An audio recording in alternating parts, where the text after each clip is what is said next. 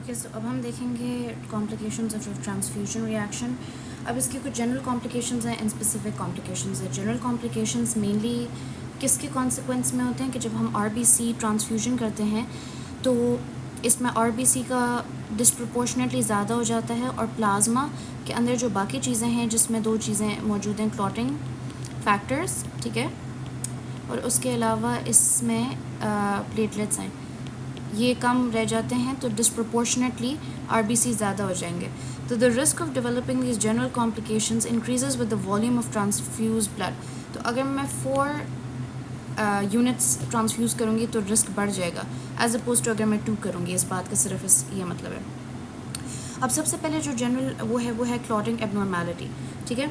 तो clotting abnormality में क्या सीन है कि जब हमारे पास डाइल्यूशनल इफेक्ट हो जाता है कि आरबीसीज जो हैं they lack platelets and clotting factors, जिसकी वजह से जो क्लॉटिंग है, क्लॉटिंग की एबिलिटी है वो कम हो जाती है, ठीक है। क्लॉटिंग की जब एबिलिटी कम हो जाती है तो इसमें क्या होता है कि जो पेशेंट है उसमें ब्लीड रिस्क बढ़ जाता है, ठीक है। For example trauma patients already at a risk of coagulopathies, यानी कोआगुलेशन सही नहीं हो रही, तो इसका जो हल है, प्रिवेंशन है, it's that we give fresh frozen plasma and platelets after every 4 units RBC पर जो भी ये प्रोटोकॉल्स हैं। MTP stands for the protocols, massive transfusion protocol.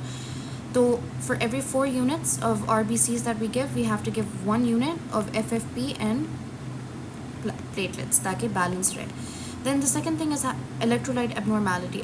Electrolyte abnormality में 2 चीज़ें हैं, ठीक है। First of all, I want you to think we are taking out our blood from one person and we're putting it in the other. So inevitably कुछ जो RBCs हैं we will lose them along the way.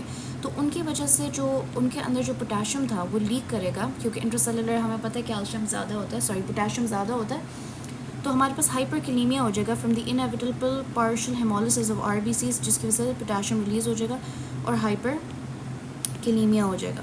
फिर calcaemia की बात करें, यानी calcium, ये हमारे पास कम हो जाएगा। So we have hypocalcaemia. Now why do we have hypocalcaemia? It's because जो हमारे पास आरबीसीज होते हैं, आरबीसीज की जो वो होता है ट्रांसफ्यूजन, उसमें हमारे पास एक चीज़ होती है, उसको कहते हैं सिट्रेट। जो सिट्रेट होता है वो प्रिजर्वेटिव बनाता है जो कि कैल्शियम के साथ बाइंड कर जाता है इनएविटेबली, तो ये सीरम कैल्शियम को डिक्रीज़ कर देता है, ठीक है। फिर जो नेक्स्ट चीज़ है हमारे पास वो है हाइपोथर्मिया। अब you can see by the name fresh frozen plasma होता है, ठीक है। तो फ्रोज़न का मतलब है कि उसको कोल्ड टेम्परेचर्स पे मेंटेन करें ना। तो अगर लेट्स से मैसिव ब्लीड है और हमने एकदम से फ्रेश फ्रोज़न प्लाज्मा ट्रांसफ्यूज कर दिया तो हो सकता है इससे पूरा जो बॉडी टेम्परेचर है वो लोअर हो जाए, ठीक है, और हाइपोथर्मिया में बॉडी चली जाए। तो that is why we need, it's so important to make sure that we are monitoring this and we give warm blood and we monitor the temperature, ठीक है।